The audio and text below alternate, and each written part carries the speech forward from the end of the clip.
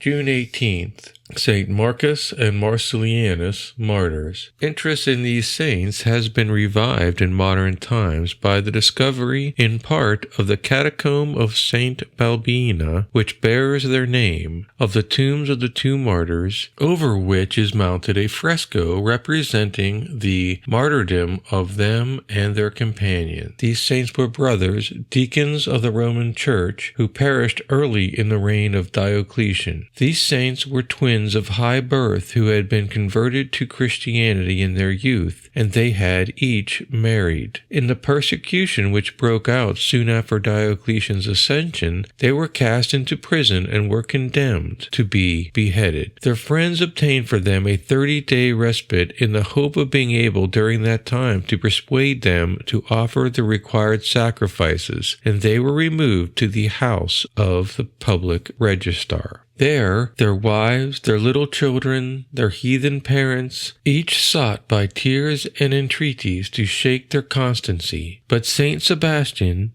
then an officer in the emperor's household, visited them daily and encouraged them to persevere. The outcome of the various interviews and discussions which took place was the conversion of the martyrs' relations, and also of the public registrar, and shortly afterwards of Chromatius, who set the prisoners free, resigned his post as judge, and retired into the country. Although Marcus and Marcellianus were concealed by a Christian official of the imperial household, they were betrayed by a renegade and recaptured. Fabian, who had succeeded Chromatius, condemned them to be bound to 2 wooden pillars to which their feet were then nailed. When they had been thus exposed for 24 hours, they were then pierced by lances. Their relics were translated from the catacombs to the church of Saints Cosmas and Damian, and are now in the Basilica of St. Praxedes in Rome. We know not what we are till we have been tried. It costs nothing to say we love God above all things, and to show the courage of martyrs at a distance from the danger. But that love is sincere which has stood the proof. Persecution shows who is a hireling and who a true pastor, says St. Bernard.